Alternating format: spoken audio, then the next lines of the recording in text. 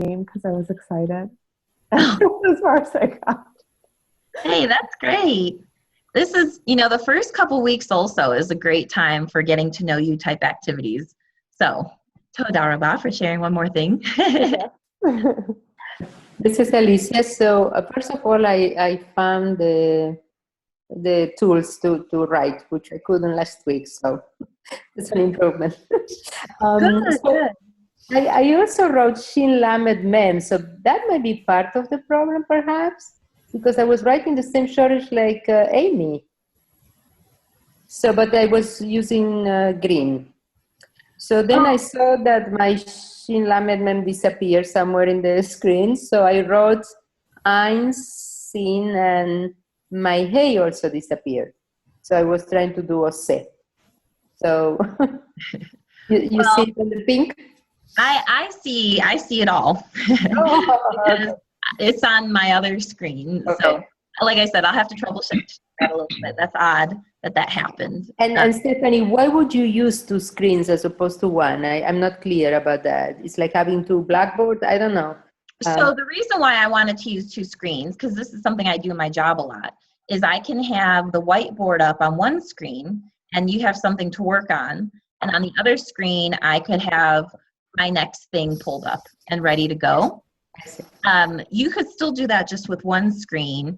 The only problem is if you only have one screen and you want the kids to use your whiteboard, then your whole screen is a whiteboard and you can't do anything else without it disturbing their activities. Sometimes I used to have the kids pull up the whiteboard themselves. So I'm going to stop my sharing right now. And I'm going to ask one of you, would anyone like to volunteer to try to pull up the whiteboard? How do you pull up the whiteboard? Great question. So if you hover towards the bottom of your screen, it might be the top, but it's usually the bottom, your options come up. And one of them should say share screen, one that's like towards the middle and green. Why don't we have, Gary, why don't you start because you brought it up. So I see one of them is desktop, one of them is whiteboard, and then there's other things from my screen, I see. Correct. So just to reiterate, I think I might have mentioned it last time, but there's so much that comes up each week. So you have desktop, and if you share a desktop, then the students can see every single thing you open on the desktop, which could be fine. But if, for example, you're like me and I'm referencing my email account right now because I want to see if anybody who wants to participate is trying to contact me via email because they're having trouble getting in, I don't necessarily want my students to see my email. So I don't want to share my desktop. I just want to share maybe the PowerPoint presentation or just this picture that I showed you. So if you know that's all you want to share, then that's what you would click on. So here, for example, theoretically, people can see my notes for the homework for this class or not? That's correct. We could see your notes. And then I could probably resize it, and it would it resizes. I see. Yeah. And the amount that is showing is automatically sized to that window. Yes.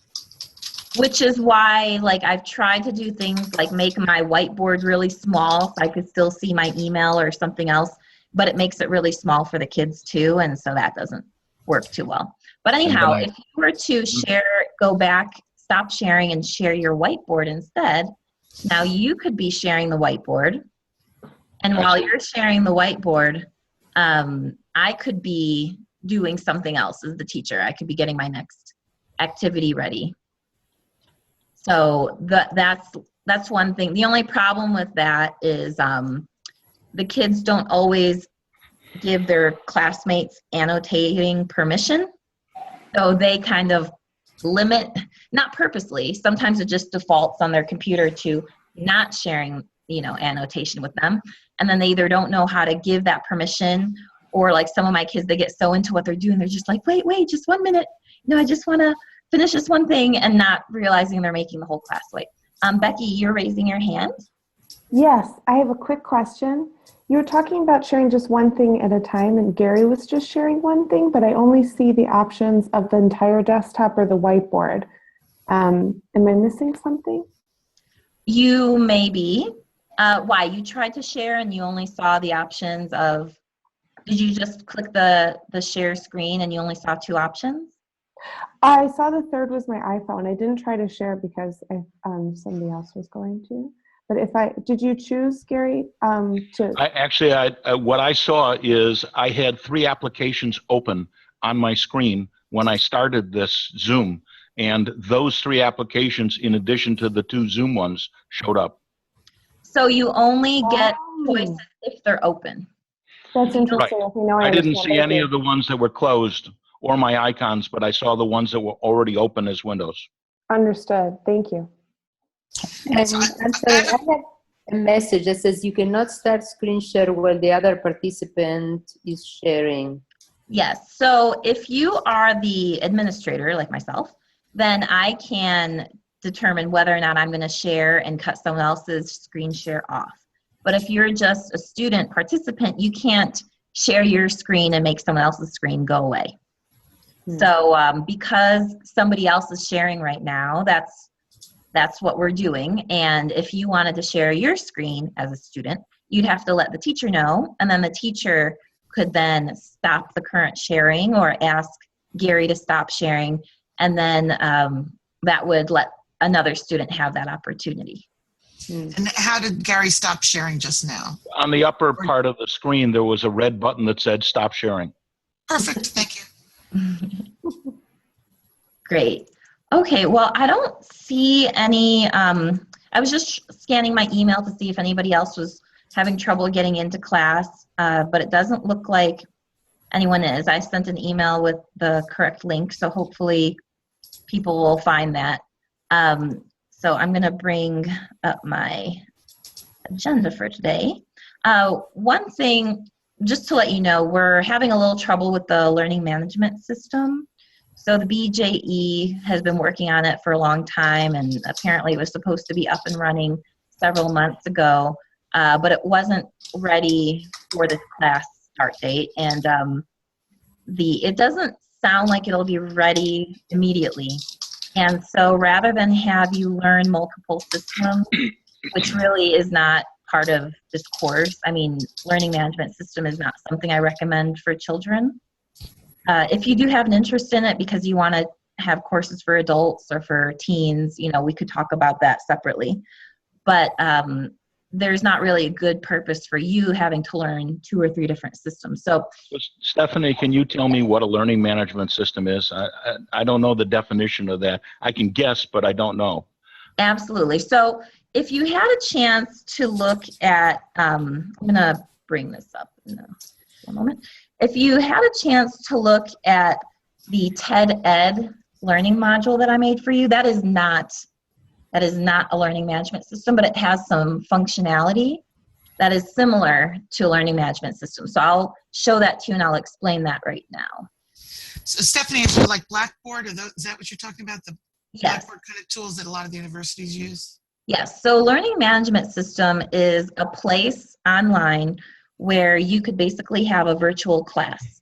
Not a virtual class like what we're doing live in person, but most online courses, if you were to hear someone say, I'm taking an online course, it's typically something that doesn't have a lot of synchronous, meaning real-time, same-time activities. Most of it is asynchronous, so that they could do it any time of the day.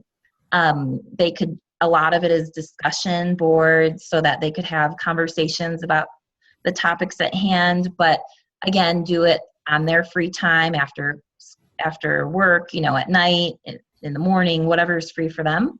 That's where they'll find their quizzes, their homework assignments, explanations of homework and expectations and such, and it all is saved in one place. So if you think of YouTube as the place to find all the videos that you might want, a learning management system is the place to find all the course materials you would want for an online course. I understand now, and I was guessing that's what it was in the comments that I made for this class, which I sent you by email because I still can't figure out how to post here.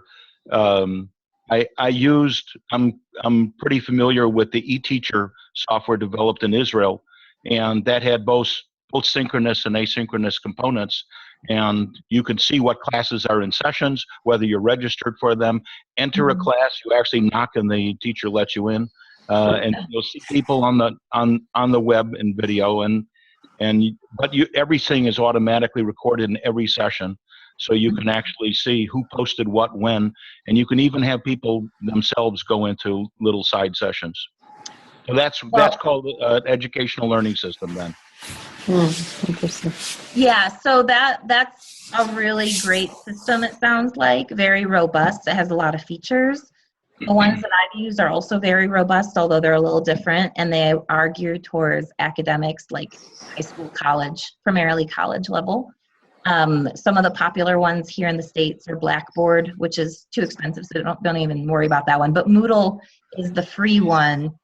It's free in terms of if you know how to use it, you can use it for free, but most people don't. So you would need somebody like a web developer to put it together for you. And then once it's put together and the template is put on, the look and feel are there, then you as the user would be able to use, it's called WYSIWYG. What you see is what you get. You would be able to use a text editor with kind of like Microsoft Word. You'd be able to type into it and then it would appear on your site. So if you have any questions about that in the future, let me know, because that's, like I said, that's sort of outside the scope of this course, but you might have reason why you want to work with that. But what I did in the interim is I used this TED Ed, which is a feature I was going to show you eventually anyway, so I guess it's as good a time as any. And so what you're looking at here, this is free.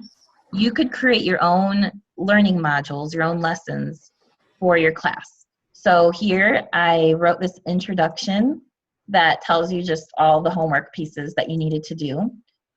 It always involves a video because that's what this TED Ed is all about, pulling videos from YouTube to make them an educational experience so that it's not just passive watching, but you're engaging your students through questions and deeper discussion about the video. So if I were to play this, which is just basically the presentation that I wanted you to look at, but I turned it into video form, you'd be able to watch this and then you could answer these questions. So this is what I was using instead of a journal. I asked you to do this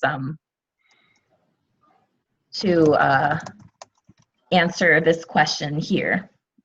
And then just so you can see what a multiple choice question looks like, I added one in here.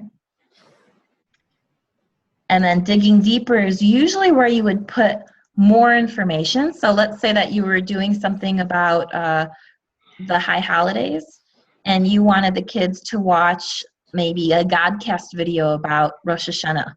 You could pull in the Godcast video and then you could put questions for them to answer about that video here. And then you could, in the digging deeper section, you could maybe have more links to other videos or resources having to do with Rosh Hashanah and Yom Kippur. You could have them right in there, or you could just type information and you could put pictures as well into this section.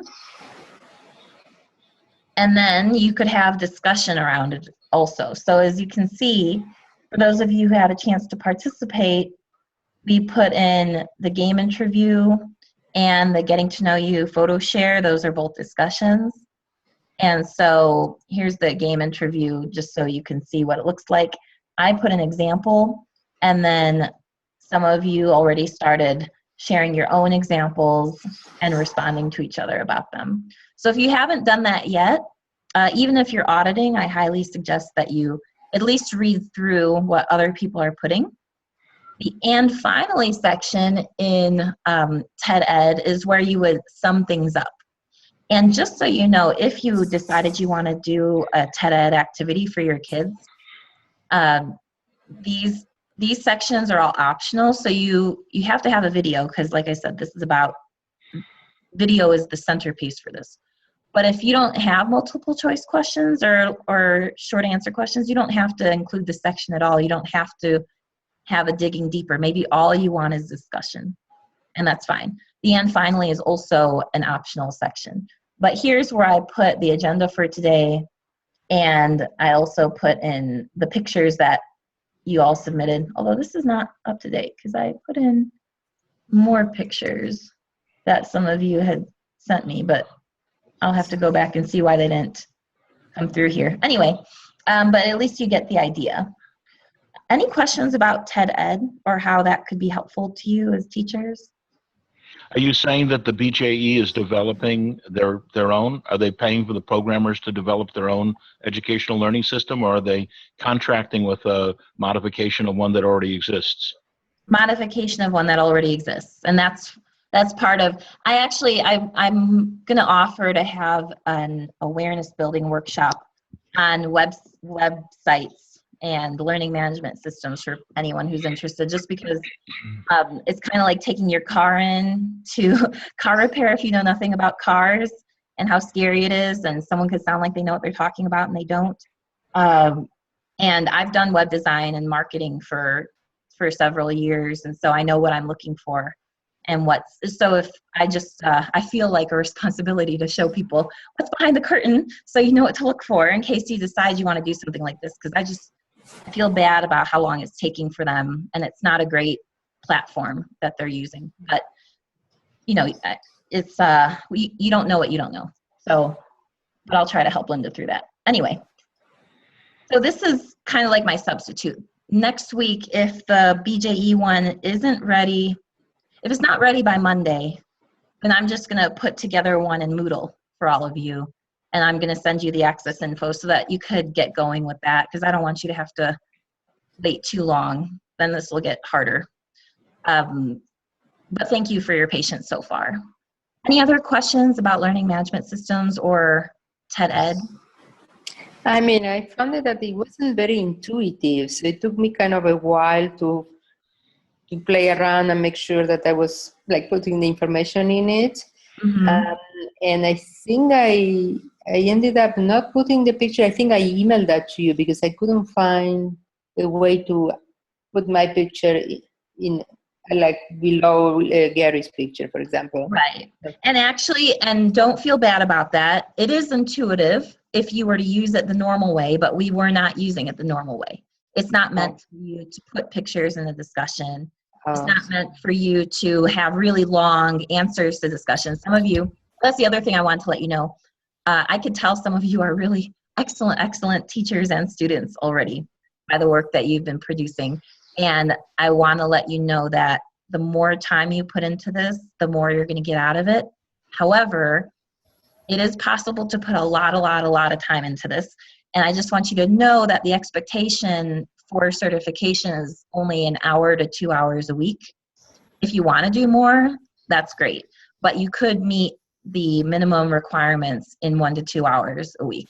So if you find you're spending a lot of time and you're getting overwhelmed, take a step back and think like, do I have to do this much for the purpose of the certification?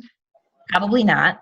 Now, do I want to do this much because I know it's going to make me a better online teacher? In that case, then you might want to keep going with it. I just don't want you to think you have to do, some of you wrote just such nice long things. You clearly spent a lot of time, and I don't want you to get overwhelmed. So, but it will make you better. So Stephanie, in the think section on this, like I don't think I realized, I can sort of see now if I hover there, I didn't realize like there was a second page initially. Now I see that there's an arrow to go to them. So I never saw the multiple choice. Oh, okay. I did see in the discussion where it said 2 guided discussions, and I clicked to go to all guided discussions. So I wasn't sure how to get from one to the next there.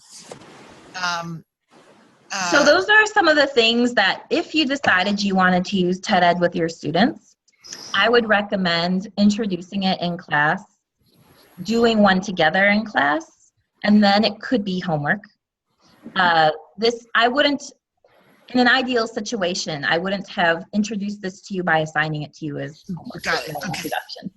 Sure. So, okay. Well, today, aside from what we were just looking at, I wanted us to do a little bit in terms of instructional design training. Many of you probably have some of this in your background, but just to make sure we're all on the same page, because it becomes just all that more critical in an online environment to be structured in terms of your course design. And I also want us to start planning for the first couple of days of school. So can you all tell me, has school started for anybody, or what day does school start for you? The 11th. 11th, okay. We start on Tuesday. Yeah, 6th. Tuesday. Okay.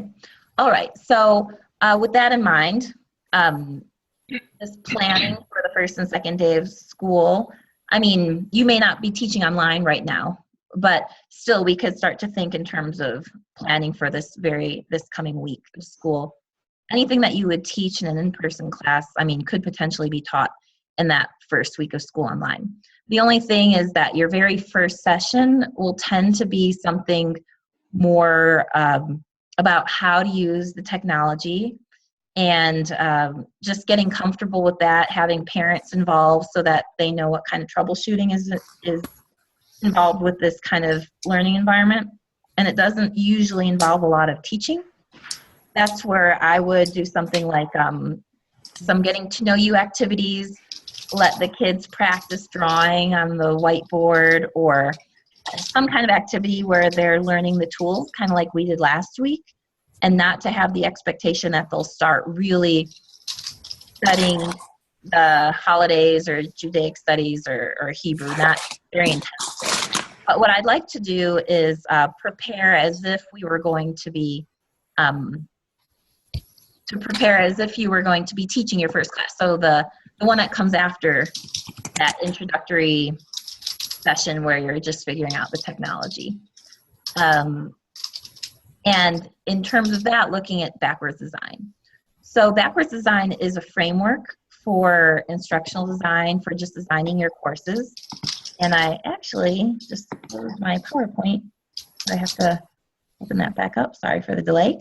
And with backwards design, you're starting with the end in mind.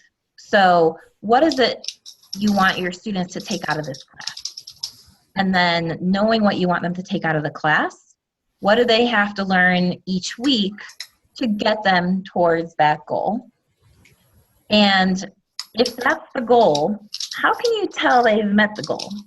So if you would, in the chat, and I just noticed that there's some, okay, great. So in the chat, if I could ask each of you to just write down the goals for your course, whichever course you're focusing on for OHEL. So ideally there are like 2 to 5 goals for any course, 2 to 3 even, but there might be as many as 5. So if you could type those into the chat and then we could all review them together.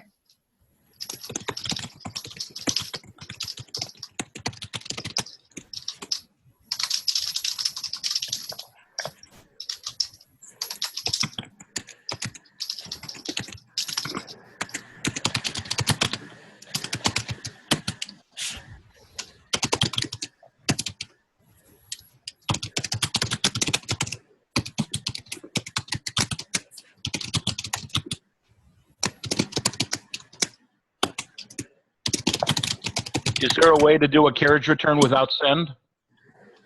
You can do shift enter. Shift enter will work, you think? Yeah, I just did it. Okay, good. Thank you.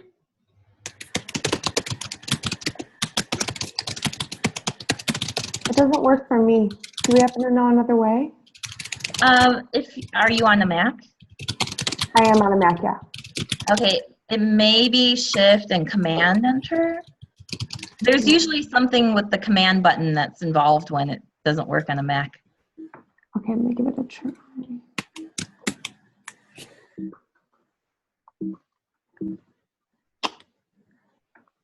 No. And I'm going to, for now, I'm going to stop sharing my screen because we're not really looking at anything important there. And we could just focus on the chat for the moment. So a few of you, you've been able to share a few ideas here. Great.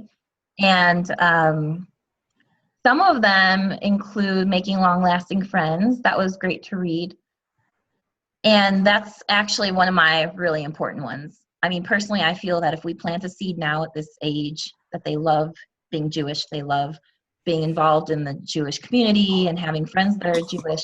And when they get to college and they have the choice to take a class Hebrew class then, they're going to learn in one semester more than they could have learned, their entire time at Sunday school. So, I mean, it's great when they take something out of it, and they remember something important about the holidays, this and that. But if they love what they're doing, then they'll want to come back and be involved.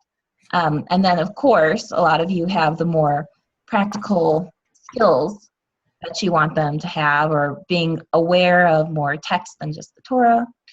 So with that in mind now, if you would, write down some of the ways that your students could prove to you that they've accomplished these goals. So I guess pick one or two that you've written, and then, and just because of the nature of the group chat, I might just copy and paste what you wrote, and then below it or next to it write how you would prove that they've done that.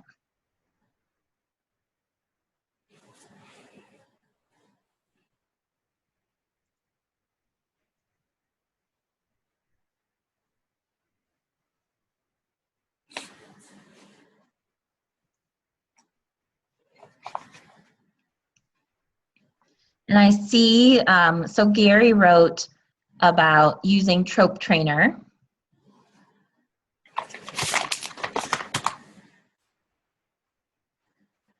And what I'm going to do is I'm going to be really picky, because I want us to have a very clearly defined understanding of proving that they've acquired some knowledge or can do some task or have some skill, versus just having activities about those skills. So if a student were to use Trope Trainer and go from one lesson to the other in 5 minutes of preparation, I don't use, does that mean that they've proven an ability, or does it just mean that they've maybe listened to something and turned some pages? And if you realize you have background noise, if you don't mind muting while you're... Okay, so the way in which I use this, it didn't show, but my last line was actually supposed to be a separate transmission. But at the end of, this is done interactively. I only asked them to... I'm sorry, 1 second, Gary. Debbie, would you mind muting yours? I think the sound might be coming from your mic. Thank you. Yeah, if you don't have background noise, don't feel like you have to have your mic on mute the whole time. But if you do have background noise, if you could mute it and then just unmute when you're so my last line of my comment was really supposed to be how I test them. They don't do any new material without me being online with them. And I've got 2 students in this particular class that I'm teaching. Sometimes it's 3 students, but they each have a chance to go through, to learn, and then I have them perform. Some of the largest difficulties is that some of the students are tone deaf, and it's okay to read Torah or Haftorah instead of chant it for your bar mitzvah. You're truly tone deaf, although most of them eventually get it. But it's basically me listening and hearing how they're doing it, and making progress. We don't go on to another chapter until I'm satisfied that they have learned Merchat Ipcha, Munachet, Achta, whatever it is. They're going to end. We don't go on with higher levels of Hebrew words until I know that they can understand how trope affects the pronunciation sometimes, and how it affects even the melody of the trope. Munach, for example, can have maybe 10 different melodies depending on where it comes before another type of note. So it's basically the testing, the accomplishment is by me listening and saying, that's really great, you really got this, and then we can go on to another lesson. Great. So, and they literally, it sounds like you're literally putting trope in front of them. And whatever trope is there, they're singing it, they're chanting it back to you. They're sharing the screen, and they're seeing either passages of Haftorah or Torah, depending on what we're doing and teaching at the time, and they're going word by word. Now, Great. Trope Trainer allows them to, on their own, continue to practice and hear a synthetic voice. Go ahead and do it, but that synthetic voice is not as good and doesn't give feedback. Okay, so so what I like to do is be extra clear about the difference between the assessment and the actual lesson. So going through Trope Trainer is the process that they are learning what they need in order to succeed in the assessment, which is then seeing trope and then having to chant it out loud, correct? The reason I like to be very clear about separating those is because then some people feel married to that process of learning because they associate it with the assessment, when in fact there are a plethora of ways of learning trope, and some work better than others for different students. But if you know what the goal is for them to be able to see a trope and then chant it, then you could more easily find the different methods that work for your students. So thank you so much for sharing that. Would someone like to just volunteer, because there's a lot here to read through, and I don't want you all to just wait for me to read. So if someone wouldn't mind just sharing one of the ideas that they had in terms of how you could assess. Stephanie, we just actually did this morning, is that we have a teacher who does the 100 question test, and each grade level has 3 or 4 goals that the graduating kids need to remember from learning. So we did the backwards thing. This is when the test is being given. What do you have to teach each of these weeks to get to this point? So what did you learn in Hay? What did you learn in Dalit? So going back. Then we decided what they've done in the past is they've only given a written multiple choice test.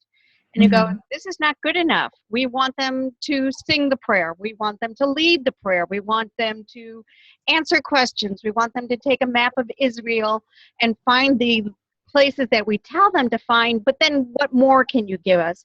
We're trying to find innovative ways of them demonstrating without it just being a boring test. Excellent. So that's great. Thank you for sharing that, because that is part of this process, is that of all environments, this has to be the one where it's innovative and more dynamic, because you're not there to shake the kid, to wake them up or her up or to get them excited. You're not in the same room. So what we do really needs to be dynamic and innovative. And in order to do that appropriately, because it's very easy to get wrapped up in technology for technology's sake, to do it appropriately, we need to be very clear on what we're trying to accomplish. So these larger goals that I've seen here are really great. These are, in fact, goals for a course. And then what we need to do is we need to break that down into what actually happens on a day-to-day basis. So for your homework for the next couple of weeks, this is not something that you have to do for next week, but over the next couple of weeks, I'm going to ask you to look at how long your school year is. Some of you have 30 weeks, some of you have 27, 26. And then how many how many sessions do you actually have? So you might be meeting with them, let's say once a week, maybe twice. And then from there, identifying what you plan to learn each week or what your goals are for each week. And it could be as simple as, if you're teaching Bible stories, on week 1, you're learning about Adam and Eve, and then week 2, you're learning about Noah, week 3, Abraham, just however it helps you to map things out with what you're learning. But I want to make sure that as you do that, you're being mindful of the actual goals for that class. And so the first few weeks, while you might be teaching them about Adam and Eve and then Noah, the early stories, you're also probably trying to develop a warm and engaging learning environment. You want your kids to get to know one another, and the very first few weeks are critical for doing that. So that becomes one of the things you put on your list. You might have, act as a leader and teach what they've learned. If that's a big part of what you want kids to get out of this class, then from the very beginning, you need to set that expectation that they're going to develop as leaders over the course of the year. So that's something that you'll want to introduce early on. And now these larger course goals are really great, but they're very vague, and they should be.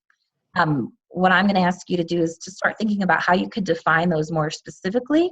So what does it mean to act as a leader and teach what they've learned? Like, to you, how would you break that down into more specific tasks or skills or pieces of knowledge?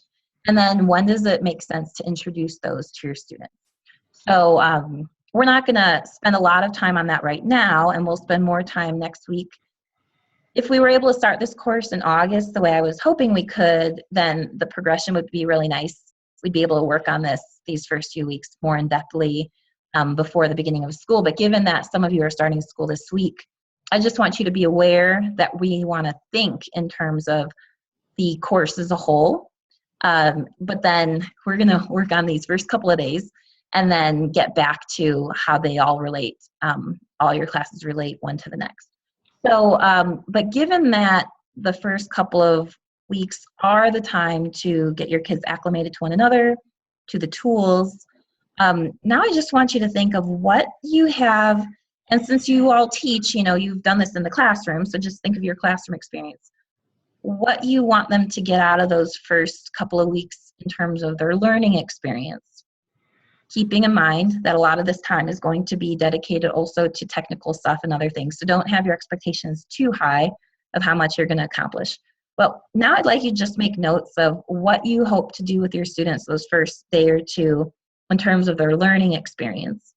And then also in terms of their getting to know you experience, and try to imagine what kind of technical things you might cover as well. So I'm just going to, in the chat, I'm going to type those 3 things: technical, learning the environment, getting to know each other, and then the actual learning goals. So this you can just take a note of that. You could type it into the chat, but this is what you're going to be working on in terms of your homework, is thinking about these things. For next week, I'm hoping you could do very drafty. You don't have to have a lot of detail unless you want to, and that helps you. But I would like you to think in terms of the class, your lesson plan, what you would actually be doing with your students. So take a couple minutes to think about that, and then if anyone has ideas that they could share with each other, just speak up and share them. It might help. So I have a question, and that is there any value in, for example, we have assessments throughout the year, and we have assessments at the end of 1 year, we have assessments at the end of 4 years also of learning. Is there any value, and I've got one that I could show, but is there any value of showing students up front, this is the sample of what you would be learning or knowing after 2 weeks, after your entire year, after going through the program 4 years? You could actually get an A on this type of test, or is that not worthwhile? So that's at your discretion, but what I will say is people learn at different speeds and levels, and without knowing your students personally, I would caution you against something like that, because it might be something that scares kids, and you want to create a safe environment to start. And it may be that most of your students feel warm and safe and they're not intimidated by that kind of thing. But you have some students in there that aren't ready for that, don't realize what they could accomplish, and then that could really scare them and they could shut down. So what you might want to do as an alternative is, rather than showing them all the stuff they're going to learn and accomplish, maybe you could introduce them to some of the things they'll get to enjoy and do, not saying like you're going to reach this height, but rather these are the fun and engaging ways we're going to be interacting each week, and get them excited about that, and then maybe you'll trick them into learning something along the way and they won't even realize it. So this is really very different than an academic type of education. Well, if you wanted to get a bachelor's degree or a master's degree or even high school degree, you have certain expectations coming out of your course that are going to fill prerequisites to the next course. Well, so that is also at your discretion, because each of our schools are different and what our expectations are. My background is in education from an alternative learning standpoint. So I can do and have done the classroom thing, but I personally don't feel that our standard ways of classroom teaching are the most effective.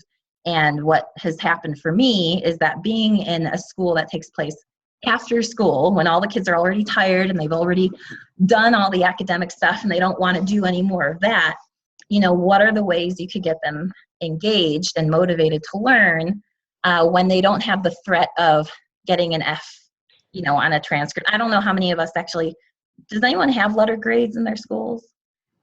So if you don't have letter grades in your schools, then it becomes very hard to try to get, to motivate your students through high achievement in that regard, because they're not getting a grade anyway. What I like to do is try to motivate them through their enjoyment and through the relevance of their learning. So it's not just a test for a test, but it's like we're trying to accomplish something. Maybe we were talking in discussion board a little bit about competition. I know that Amy and some of us don't really care for competition between students, but in researching games that kids enjoy, a lot of them like competition. What I like to do, because I don't like competition either, is I like to have all my kids be on the same team. The competition is all 6 of us or all 8 of us competing together to achieve something. And then maybe the next week they're competing against their previous selves. So maybe they're trying to read a prayer as fast as they can and as accurately as they can, 1 word at a time. Each kid reads just 1 word, and they have to pay attention to where they were. They can't just be daydreaming and then ask someone else to point out where the word is, because now they've wasted time. So they're all on it, they're all focused, and they try to read the prayer as fast and as accurately as they can. And then the next week, they're competing against their old time. So there's ways to include competition without competing against each other so much. And that's one of the ways I motivate the kids. And they love it because they're excited about competition, and it's meaningful to them because they're competing against the time they got last week. If I tried to give them a test and, okay, you read this, and there's no real, they don't know why they're reading it, maybe they don't understand it, there's not a lot of motivation there to do really well. And so I've just found that through my teaching, by doing things that are more fun, they don't even realize that it's an assessment, because it is. When I'm listening to them read word by word or however they're reading, I'm paying attention to which letters are they getting, which vowels are they getting and missing, and then I know what to do the following weeks, or what to talk to their parents about if necessary, how to fill out the report cards. But it's really, and especially online, when there's so much temptation because you're in a different room, you really want to make sure they're engaged the whole time and they find it to be a relevant experience, which means that they like it. I see questions about technical, and let's see, going a little too fast, let's see. So yeah, for technical, I meant getting the students oriented to the technology that we're using. And I do see that some of you do use like exceeds expectations, satisfactory, needs improvement, and actually our school does too. But I guess part of the difference too is that I don't think that has as much impact to motivate students as it does in their public school or their day school setting. So I try not to rely on that as a motivating factor. And we also have a long narrative about the students. So, but thank you for sharing that. So tracking behavior. So Debbie, could you elaborate on that a little bit more? Well, she was saying that they get a percentage for behavior, and all students start with 100%. So it's a point thing. I was just trying to type out how it works. I have a chart on the board that's like BMeng, and I started it in January this past year because I had some extremely disruptive students in class.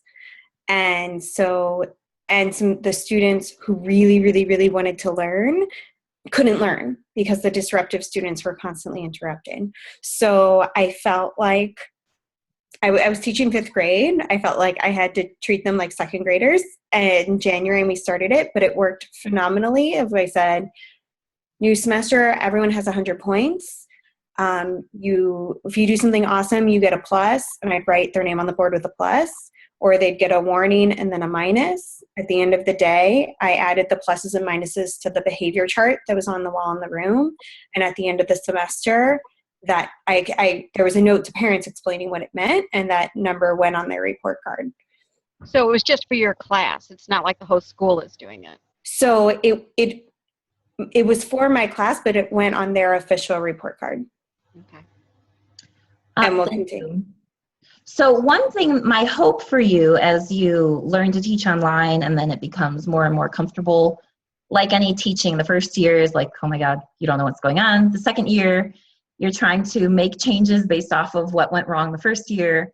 But by that was first semester to second semester. Yeah, but by the third year, it's gonna be working really well. And my hope for you is that you may not even need those kinds of systems, because in an online environment, if you're doing things the right way, the kids are like literally on the edge of their seat, leaning forward and looking at the computer, and they're just really engaged and engrossed. I even had a parent tell me that her daughter, she doesn't listen in all the time, but she sees her daughter literally on her knees and leaning towards the computer because she's just so engaged. And that tends to be the trend. You know, you'll always have the kids who don't really want to be there. But if they're open-minded, then you could really, really rope them in with some of the stuff that we're going to learn. For the sake of time, I'm going to share with you, kind of like I did the pillars of success, I'm going to share with you this backwards design presentation so that you could go through and see more specifically what it means to be a goal for a course and how that translates to outcomes for your lessons. So, you know, in order to achieve the goal of learning to read fluidly, what specific pieces of knowledge and what specific skills do the students need to demonstrate in order to show you and parents and teachers, other teachers, that they are fluid with their reading? So being able to identify those things. And now once you've come up with that, what are the objectives for your first class to get you going in that direction? Maybe for the first class, you're not even really working on that yet. Or maybe you're just doing an activity as like a front-end assessment to see where are my kids in terms of their reading, so that I can even figure out what I need to do in the following weeks to get them to be fluid. Maybe that's what you do the first class through an activity where they do a reading game. And then the next class, you might start to focus in on the areas where they're rusty, and then work on maybe letters that look similar to one another, so to make sure they could identify those. And so you're getting very specific on what you want them to be able to do. When you are that specific, then later you could come up with the activities that get them there. And then in a couple weeks, we're going to be learning about Plan B. So whatever ideas you think you have about what's going to get them there, you're going to realize, and I'm sure you do in classroom too, that that's not always the way that you're going to be able to teach it for whatever reason. So you have your Plan A, but you always have a Plan B as well. So we're going to definitely get to that. At the last minute, I thought just for fun, I would show you a video clip of some of my kids. So you can see, some of you might have seen this before, but I wanted to share a video clip so you could get an idea of some of the things that we would do. Let's see.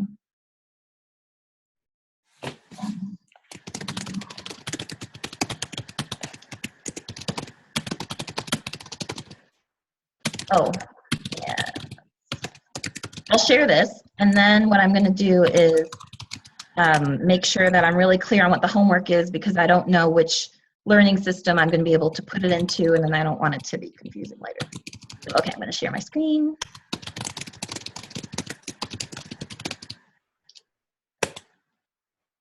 And, okay. So I let the kids draw on the screen, so it always looks a little messy. Okay, but it gets their jitters out a little bit. You don't have to let them do that. Wow. Close, except that's not an ooh vowel. Dodo? It's a, where's my volume? Good job. It's the end. Okay, never mind. There's an issue. I'm going to have this a link for you so that you could watch it with the sound, because it definitely doesn't help if you can't hear. I have your syllabus ready, and I was hoping that it would be totally ready, but since we are still trying to figure out what's happening with the learning management system, it's not as final as I was hoping it would be, but I just like to point out a couple things for you, and I will be emailing this to you this evening. And in fact, you know what, I'm going to attach it to the chat so that you can see how attaching documents work and media with the chat. But to point out just a few important details. So we've got the description of the class here. Here's the Zoom meeting link, so you always know what link it is in case I forget to email a reminder. This is going to be my email, the BJE one, but it still isn't working for me yet. So you can continue to just reply to the emails I've sent you, or you could write to Stephanie@ehebrewschool.com. So here's the description of the course and the outcomes of the course. The teaching method, it just basically says that we're going to be learning the way that we are. I'm going to try to introduce technologies to you and have you experience things the way the students would. This is highlighted in yellow because I don't know if that part's true about the learning management system. Those of you who are looking to get the certification, the homework is mandatory then, as is an e-portfolio. But the e-portfolio is going to be really easy if you're doing the homework, because I'm going to give you the template, and it will be in the learning management system, whichever system that we end up using. I have the template ready, and you just have to pop things right in there. Very easy, but it'll look beautiful, and it'll be something really nice for you to showcase any potential, schools you want to teach for.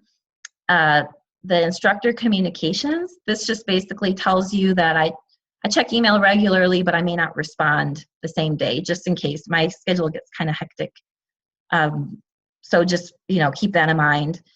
There will be a miscellaneous questions discussion forum. So if you have a question that other people would benefit from reading the answer to, it's best to put it there. If it's something that's more along the lines of your personal questions for your assignments or your school, then that would be better as an email.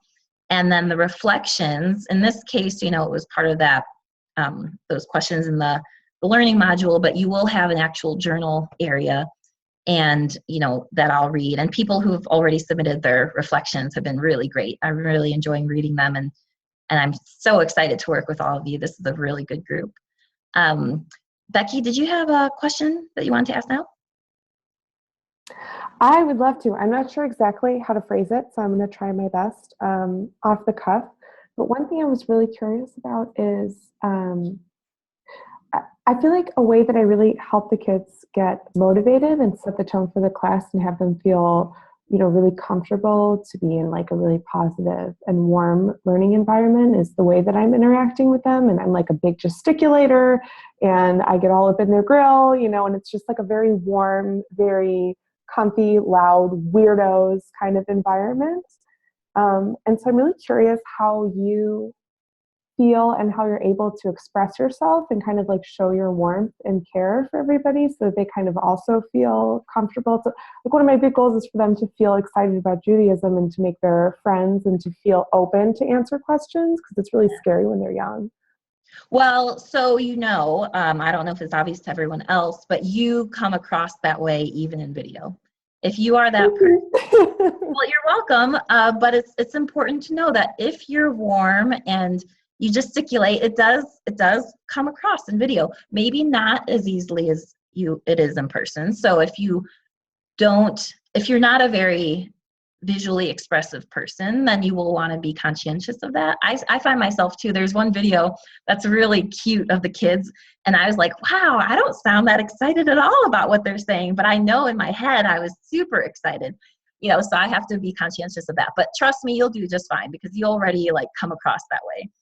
The students could really see and feel it. They hear it in your voice. That's why it's so important that you do have your webcam on and your mic on. And I am going to ask that if folks have working webcams, that they keep them on during class, because I feel like like for bonding purposes, I feel like really close to Becky already because I see her and I see how she's reacting to things. And then if I don't see you, I don't even know if you're there. You know, you probably are, hopefully you are. And you might be having a great time, but I feed off of that, and the students will also feed off of that from each other. So please. And if you don't have a working webcam or you don't know how to work it, let me know and we can try to figure it out. So course outline may change slightly. Like I'm already going to ask you to review this backwards design presentation for homework instead. It'll be short because, you know, like these, there's just bullet points. It's not like a long reading. But this will outline what we're doing in the class and then what your homework is. So your homework for this coming week, to start creating that rough outline of your teaching, which is something that if you're not doing it already for your in-person classes, you really should be doing. So hopefully this is not extra work for you. If you're not doing it, maybe this is a little, you know, nudge that you need to do it. But I find that when I have this, I'm a lot more comfortable with teaching because I know what's to come and I know if I'm on task or not, if we're getting behind. So to have an outline, like I said, of what you're planning to teach when, but specifically in this case, to start putting in the outcomes for the course and the objectives that are going to get you there. So again, if one of your outcomes is to build camaraderie amongst your kids, then each lesson, what are the specific objectives that they're going to reach so that, you know, you get to that goal. This is not due next week, so you're going to work on that over the next couple of weeks. Start to think of assessments to meet the outcomes and the objectives of your class. So now that you're starting to think of what you're trying to accomplish with each class, so reading more fluidly, maybe the kids need to be able to tell the difference between kaf and bet a little better. Maybe they need to know bet versus vet. You know, those are things they forgot over the summer. If that's my objective for this class, what kinds of assessments can I give them to tell that they're getting it?